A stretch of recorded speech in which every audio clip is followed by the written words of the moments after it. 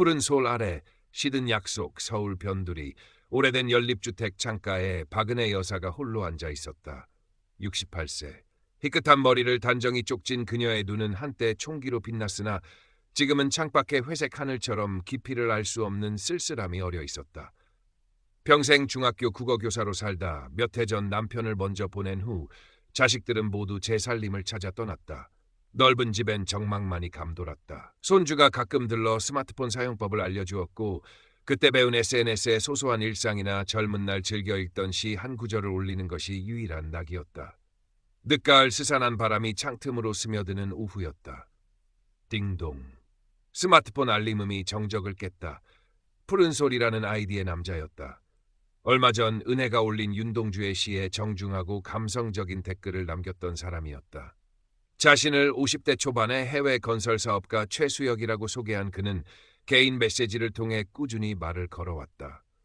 처음에는 경계하던 은혜도 그의 따뜻한 위로와 깊이 있는 대화에 점차 마음을 열었다. 그의 메시지는 메마른 일상의 단비처럼 스며들었다. 여사님, 오늘 올리신 글을 읽으니 돌아가신 제 어머님 생각이 간절합니다. 저희 어머님도 참으로 고우신 분이셨지요. 최수혁의 말은 늘 은혜의 마음, 가장 부드러운 곳을 어루만졌다.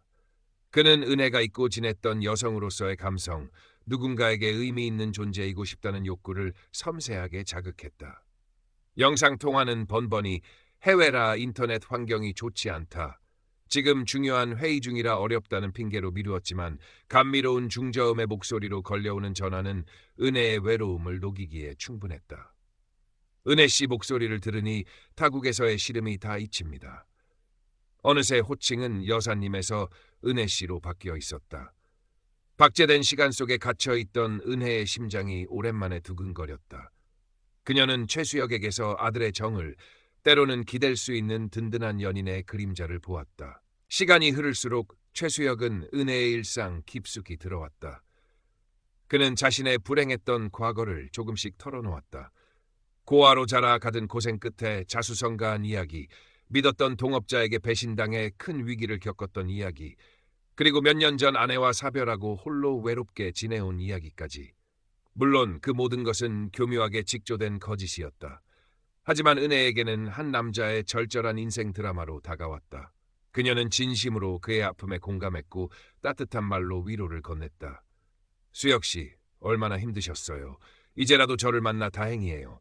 제가 힘이 되어 드릴게요. 최수혁은 기다렸다는 듯 은혜의 말에 감격했다. 은혜 씨는 제 삶의 등불입니다. 어둠 속에서 길을 잃었던 저에게 한 줄기 빛과 같아요. 당신을 만난 건 신의 축복입니다. 그는 은혜를 지켜세우며 그녀의 존재 가치를 끊임없이 확인시켜 주었다. 은혜는 자신이 누군가에게 이토록 필요한 존재가 될 수 있다는 사실에 깊은 행복감을 느꼈다. 젊은 시절 학생들 앞에서 열정적으로 시를 논하던 그때처럼 가슴이 뜨거워지는 것을 느꼈다. 몇 달이 흘렀을까? 매일같이 안부를 묻고 달콤한 말을 속삭이던 최수혁에게서 어느 날부터인가 그늘이 느껴지기 시작했다. 그의 메시지에는 이전과 다른 다급함과 불안감이 묻어났다. 그리고 마침내 그가 조심스럽게 입을 열었다. 은혜 씨, 사실은 제가 지금 아주 어려운 상황에 처했습니다. 그가 털어놓은 이야기는 이러했다. 현재 진행 중인 해외 대규모 건설 프로젝트에서 갑작스러운 자재 수급 문제와 현지 노동자들의 파업으로 공사가 중단될 위기에 처했다는 것이었다. 당장 급하게 자금을 마련하지 못하면 모든 것이 수포로 돌아가고 자신은 파산하게 될지도 모른다고 했다. 며칠만, 정말 며칠만 쓰고 바로 해결해서 돌려드릴 수 있습니다. 지금 제 곁에는 은혜 씨밖에 의지할 사람이 없어요. 제발 저 좀 도와주십시오. 그의 목소리는 절박했고 은혜의 마음을 사정없이 흔들었다. 평생 남에게 아쉬운 소리 한 번 안 하고 살아온 은혜였다. 하지만 지금 그녀의 마음속에는 그를 도와야 한다는 생각만이 가득했다. 그동안 그가 보여준 진심, 그가 자신에게 주었던 위로와 행복감, 그것을 저버릴 수는 없었다. 그래, 이 정도는 내가 도와줄 수 있어. 그 사람이 어떤 사람인데 분명 금방 해결하고 내게 돌아올 거야. 은혜는 망설임 끝에 남편이 남겨준 유산 중 일부였던 비상금 통장을 해지했다. 은행 창구에서 수백만 원의 현금을 인출해 최수혁이 알려준 계좌로 송금하며 그녀는 알 수 없는 불안감과 함께 묘한 해방감을 느꼈다. 마치 꽁꽁 묶여있던 무언가로부터 풀려나는 듯한 기분이었다. 정말 감사합니다, 은혜 씨. 이 은혜는 평생 잊지 않겠습니다. 일이 해결되는 대로 바로 한국으로 달려가겠습니다. 그리고 은혜 씨와 함께 조용한 곳에서 남은 여생을 보내고 싶습니다. 최수혁의 목소리는 어느 때보다 달콤했다. 은혜는 희미하게 미소 지으며 그의 말을 믿었다. 아니, 믿고 싶었다. 첫 번째 송금이 있은 후 최수혁의 요구는 점점 더 대담해졌다. 갑작스러운 사고로 병원비가 필요하다. 탈세 혐의로 조사를 받게 되었는데 변호사 선임 비용이 부족하다. 한국으로 돌아갈 비행기표를 예매해야 하는데 자금이 묶여 있다 등 이유는 다양했고 액수도 눈덩이처럼 불어났다. 은혜는 딸 지연에게는 차마 사실을 말하지 못했다. 평생 모범적인 교사로 반듯한 어머니로 살아온 자부심이 허락하지 않았다. 그녀는 딸 몰래 적금을 깨고 오래된 보험을 해약했으며 심지어 남편과의 추억이 담긴 금부치까지 처분했다. 통장의 잔고는 바닥을 드러내고 있었지만 최수혁은 여전히 돈이 부족하다고 했다. 은혜 씨, 이번이 정말 마지막입니다. 이것만 해결되면 모든 문제가 끝납니다. 제발 한 번만 더 저를 믿어주세요. 그의 간절한 목소리를 들을 때마다 은혜의 마음은 약해졌다. 이미 이렇게까지 왔는데 여기서 멈출 수는 없어. 조금만 더 하면 그가 내 곁으로 올 거야. 밑빠진 독에 물 붓기라는 것을 어렴풋이 느끼면서도 그녀는 이미 자신이 파놓은 깊은 수렁에서 헤어나오지 못하고 있었다. 그러던 어느 주말 딸 지연이 오랜만에 엄마 집을 찾았다.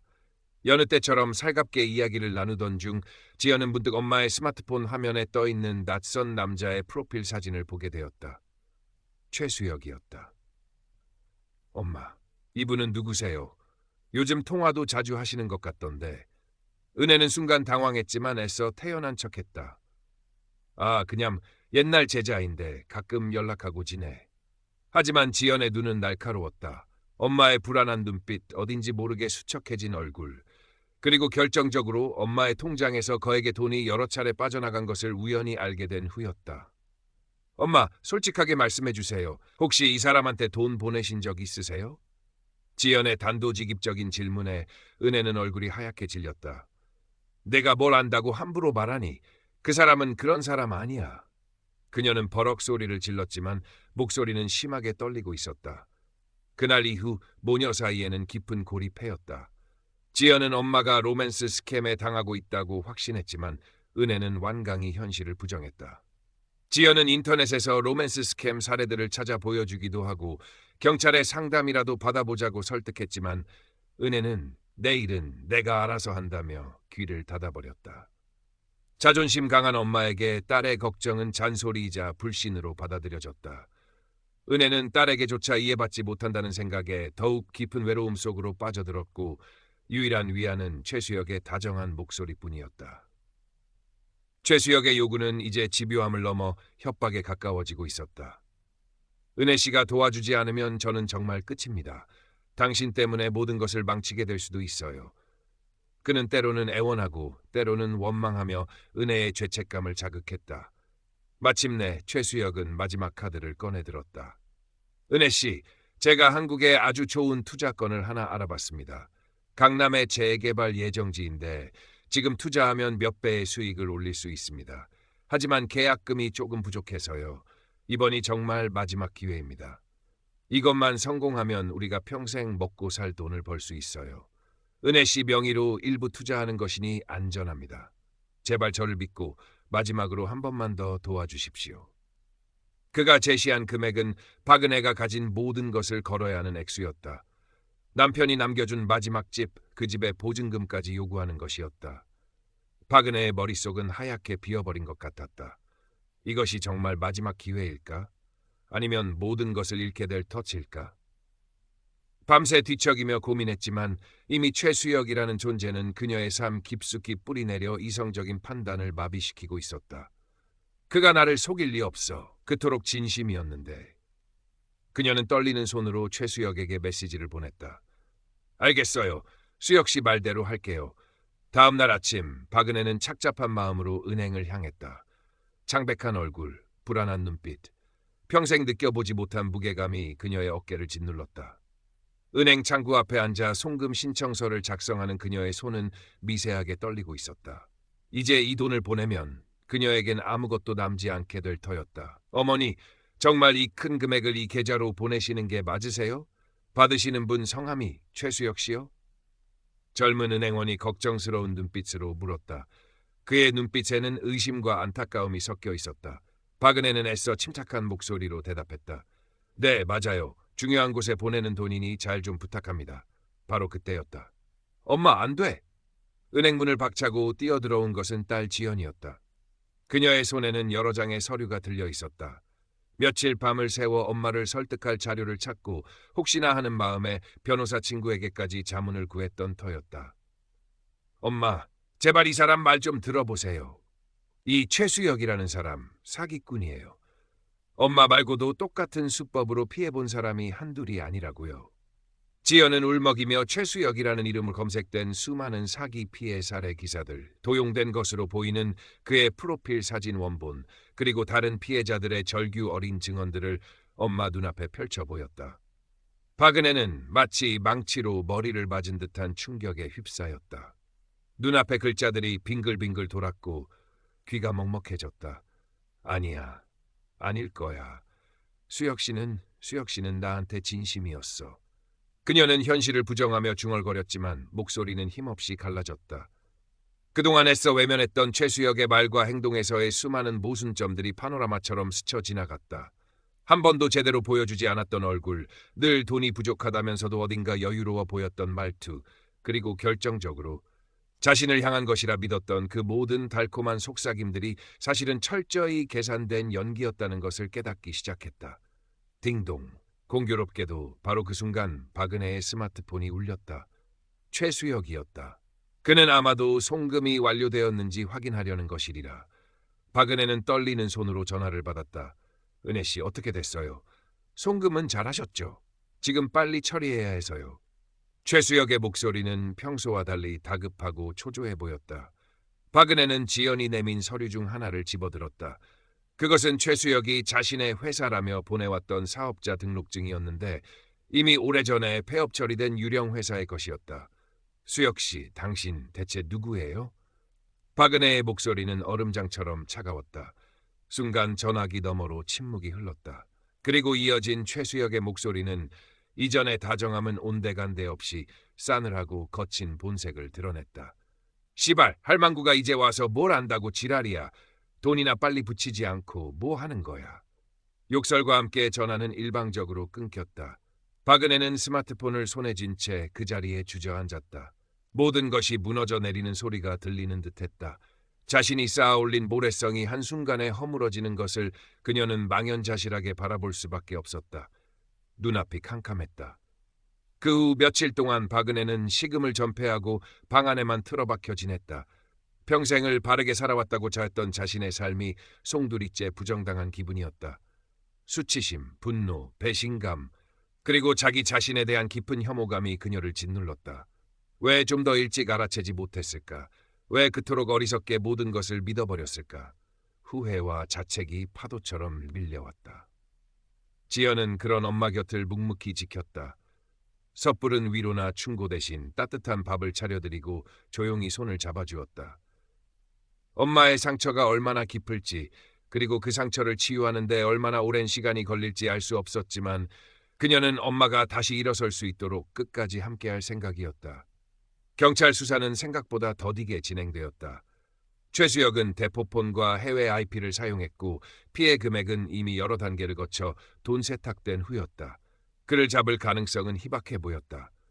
박은혜는 잃어버린 돈보다 산산조각 난 자신의 마음을 되찾는 것이 더 시급했다. 어느 날 지연은 엄마에게 작은 수첩과 펜을 건넸다. 엄마, 하고 싶은 말 아무거나 다 여기에 적어봐. 엄마는 글 쓰는 거 좋아하셨잖아. 박은혜는 한참 동안 망설이다가 떨리는 손으로 펜을 들었다. 그리고 한 글자 한 글자 자신의 아픔과 후회, 그리고 어리석었던 믿음에 대해 적어 내려가기 시작했다. 그것은 스스로를 향한 참회의 기록이자 세상에 대한 마지막 절규이기도 했다. 시간이 약이라는 말은 때로는 잔인하게 들리지만 틀린 말은 아니었다. 박은혜는 매일 글을 쓰면서 조금씩 자신을 돌아보고 상처를 마주할 용기를 얻었다. 그리고 문득 자신과 같은 아픔을 겪었을 혹은 겪고 있을지 모를 다른 사람들의 존재를 생각하게 되었다. 몇 달 후 박은혜는 동네 노인복지관에서 열리는 스마트폰 활용 교육 및 금융사기 예방 강좌에 자원